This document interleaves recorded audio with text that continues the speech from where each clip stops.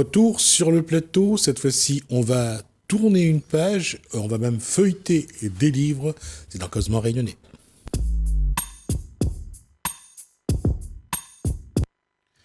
Bonsoir Koulsoum Lolibou. Bonsoir Jesmine. Bonsoir Milena Parvedi Navin. Bonsoir.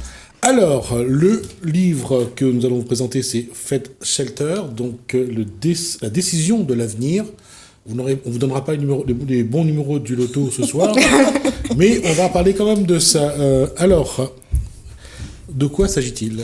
Alors, tout d'abord, Milena, c'est une écrivaine. Elle a écrit, donc là, c'était l'avant-dernier qui a reçu le prix auto-édité en 2020. C'est un prix qui a été nouveau. Elle est la première à qui ce prix était destiné, parce que les Cabards Leclerc, dans le prix Flamboyant, destinaient plusieurs prix, mais n'avaient pas le prix auto-édité. Et avec le gang des lectrices, a lu toute une partie des livres et elle est sortie, la première, comme finaliste. Pour ce livre-là, c'est une science-fiction. Hein. C'est une fantaisie. Fantaisie, pardon. Fantasy. Ouais, je me mélange un peu. Fantaisie et science-fiction. Oui, fantaisie, exact. Science-fiction, on va dire que c'est plus dans la technologie.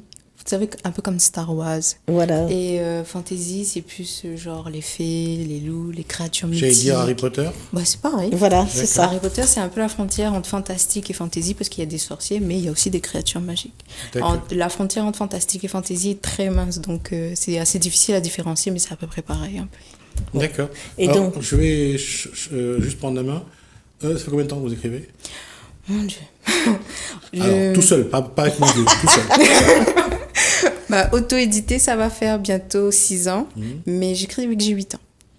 D'accord. Depuis l'âge de 8 ans, j'écris, j'adore écrire. Quels ont été les premiers thèmes que vous avez choisis à 8 ans ? Fantastique.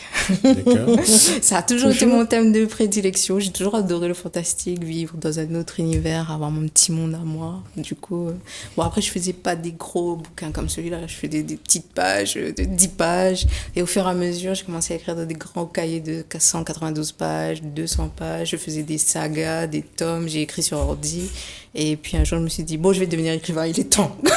D'accord. Rien que pour ça, je pense qu'il y a des psychologues qui vont regretter de ne pas l'avoir vu.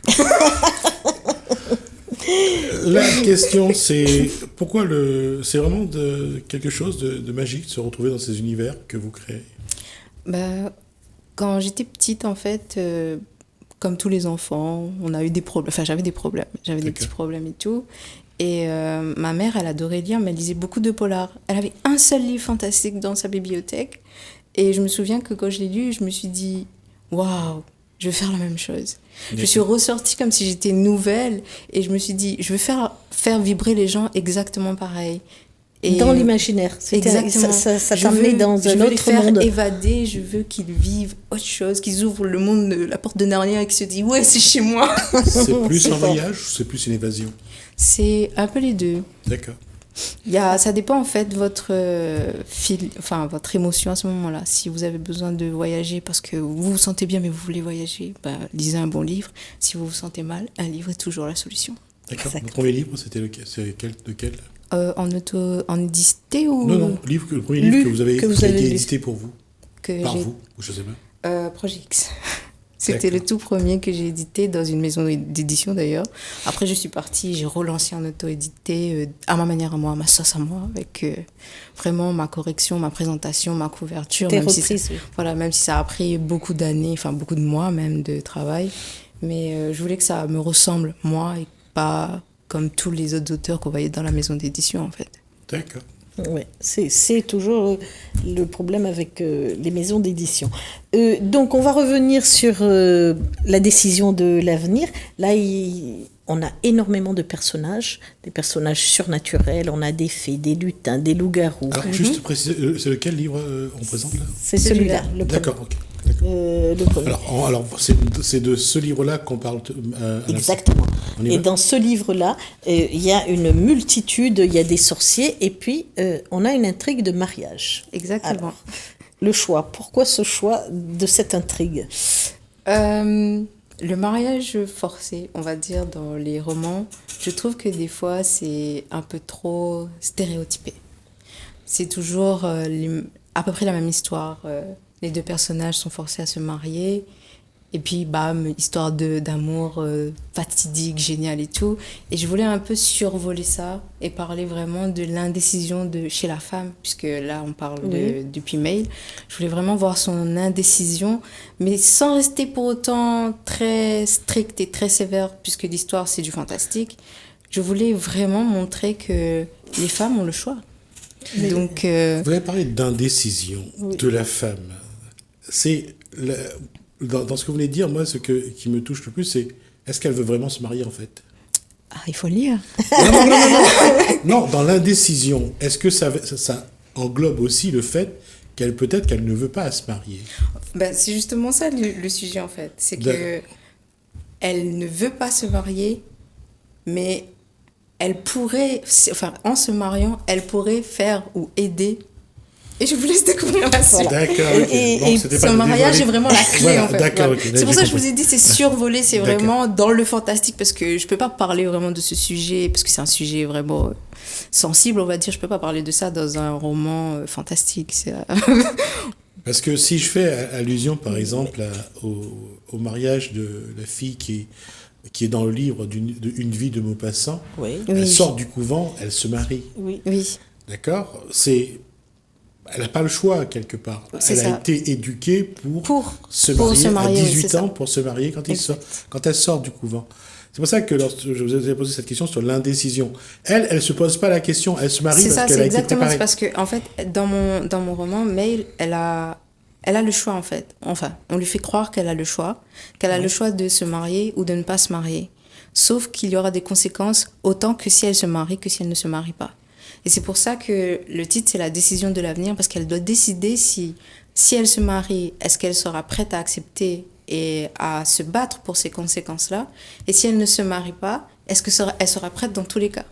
Parce que si vous reprenez le livre de Marguerite Duras, L'amant, oui. C'est le bonhomme qui est obligé d'épouser une fille que lui ne veut pas. Exact. Parce que c'est son père qui est riche, qui lui impose. Et c'est ça quand on parle de l'obligation de se marier, ça reste parfois très vaste, très voilà. Alors là, on a donc les loups-garous, donc avec Zen, et puis on a d'autres personnages surnaturels, les sorciers, tout ça. Et à un moment, quand on le lit, on a un peu l'impression de se retrouver dans Twilight. Beaucoup m'ont dit la même chose. Oui, et par moment, l'univers sans les vampires. Il est clair que si vous regardez la couverture, les deux yeux du loup en couverture, ça, c'est l'affiche, c'est un petit peu le haut de l'affiche de Twilight, le premier. Voilà. Donc c'est quelque chose quand même. Et alors, chez vous, il n'y a pas de vampires. Hein, dedans, vous avez écarté les vampires. Alors, les loups-garous, qu'est-ce qui vous fascine chez eux? Pour être honnête, Fate Shelter, de base, je voulais pas l'écrire. Ah. C'était vraiment une histoire... Dommage, parce qu'il est très bien écrit. C'est vraiment une histoire que j'avais brouillonnée comme ça au lycée. J'avais que 15 ans en plus. Et ma meilleure amie, elle était hyper fan de Twilight, mais elle était fan de Jacob. Ah oui, évidemment. Du coup, elle m'a dit, tout le monde. J'adore tes histoires. Écris-moi quelque chose avec des loups-garous. Du coup, j'ai repris Fate Shelter. Il n'y avait pas de loups-garous à cette époque-là. C'était juste une histoire entre un garçon et une fille. Je l'ai transformé en loup-garou. Voilà. Ah, okay. Justement, dans cette posture de métamorphose, pourquoi préférer le loup-garou? J'allais dire un petit peu, c'est comme si la chrysalide va devenir autre chose que le papillon. Ouais. Si on regarde un peu les films de loups-garous qu'on voit généralement, c'est rare que c'est romantisé. C'est vraiment rare. Oh, si on prend celui avec... alors là, je vais avoir un problème, c'est de retrouver les noms de ces deux auteurs. Non, je parle de films, pas de romans. Dans les romans, c'est très romantisé. Non, ce sont des films qui ont été faits à partir de romans. Ah, d'accord. D'accord? Où l'histoire d'amour... comme dans Twilight d'ailleurs, oui. où il y a une histoire d'amour avec des gens qui se transforment en loup-garou. Mais là encore, c'est pour compliquer les relations. Oui, c'est pour que l'intrigue nous emmène ailleurs que le normal en fait. Et tout à l'heure, je parlais de métamorphose. Pourquoi j'allais dire, le loup, c'est quel symbolisme? C'est le bien, le mal, c'est la liberté, c'est le côté sauvage?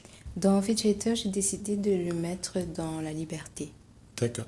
Oui, parce que le personnage de Kylan, là aussi, c'est un peu... c'est très mystérieux, ce personnage. Et est-ce que ça a été fait exprès pour emmener vers une fin Kylan? Non? Mail. Mail, c'est la fille. Ou fille. le garçon. Zen, c'est le garçon, et Mail, c'est la fille. Celui qui doit approcher les loups un moment, c'est pas Kylan?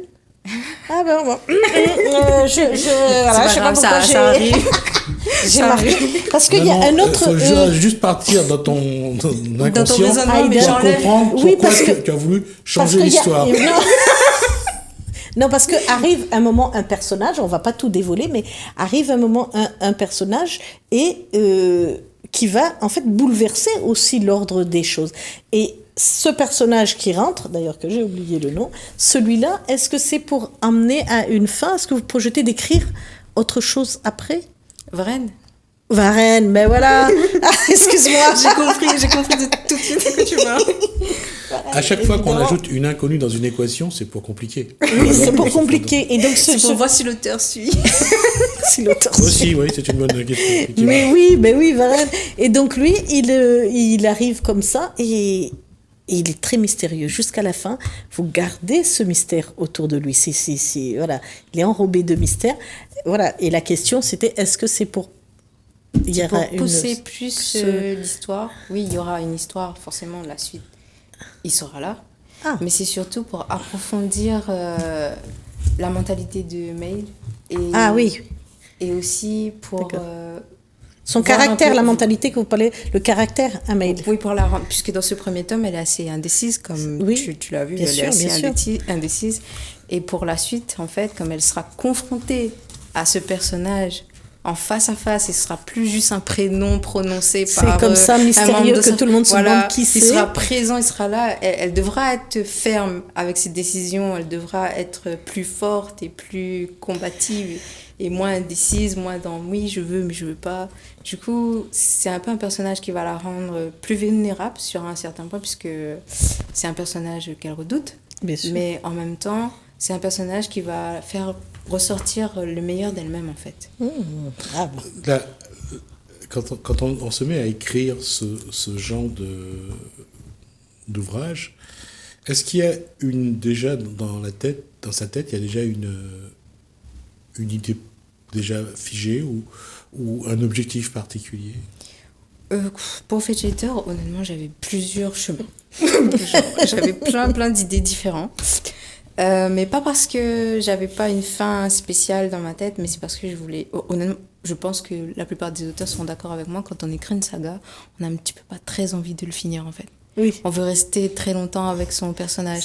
Mais on a déjà la base de l'histoire. Sans la base, on peut pas commencer un livre. C'est pour ça que je disais, on ajoute une inconnue à l'équation, ça vous ouvre les possibilités. Exactement. Et les opportunités. C'est au fur et à mesure qu'on écrit, en fait, qu'on voit le film se dérouler devant nos yeux. Et à ce moment-là, on se dit, oui, ce personnage-là, il va être important. Celui-là, bof. Cette action-là va être très, très importante, donc je vais la décrire vraiment. Ça, c'est vraiment, il faut que je le cale. Celui-là, je l'enlève. C'est vraiment, au fur et à mesure, quand on écrit, on voit tout défiler devant nos yeux. Enfin, pour moi, c'est comme ça. Puisque je fais rarement des brouillons, puisqu'au final, je suis jamais mes brouillons. Du coup... C'est pour ça qu'on fait des brouillons, pour ne pas les suivre. Et voilà, on fait des brouillons normalement pour suivre nos brouillons, mais moi, en fait, quand j'écris, je suis pris par le sentiment. Sur le coup, je fais un dialogue, et puis je me dis, l'action que j'avais prévue, je me dis, non, elle passe pas là, je prends autre chose. J'écris vraiment sur le coup je suis dans la peau de mes personnages, en fait. Oui. Même si c'est un garçon ou une fille, peu importe, un loup-garou, un lutin, je suis dans la peau de mes personnages. On va attaquer le deuxième parce qu'il ne reste pas beaucoup de temps. Le projet X, l'armée des morts. Donc, l'armée des morts, là, on change carrément de registre. Voilà. C'est vrai que ne serait-ce que le titre, l'armée des morts...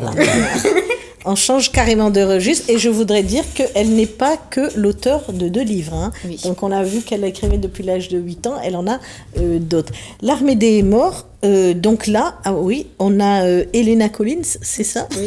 Qui doit retrouver sa famille et ses amis, et donc pour quitter l'île, qui est mise en quarantaine. On se croirait le confinement à La Réunion, par moment. Et pourtant, j'écris ça au lycée. C'est là qu'on voit le côté parano de certaines personnes. Non, mais plein de mes amis qui ont lu Projet X avant m'ont dit « Mais en fait, t'avais prévu tout ça ?» Et moi, je dis « Mais non, pas du tout. J'ai écrit ça au lycée, j'étais même pas au courant de rien. Donc, c'est vrai que ça ressemble. Mais voilà, c'est une histoire. En fait, Projet X est aussi finaliste du prix des Flamboyants. Et donc, ça, quand même, vous met dans une position d'écrivaine. Ça veut dire que vous avez quand même 2 livres qui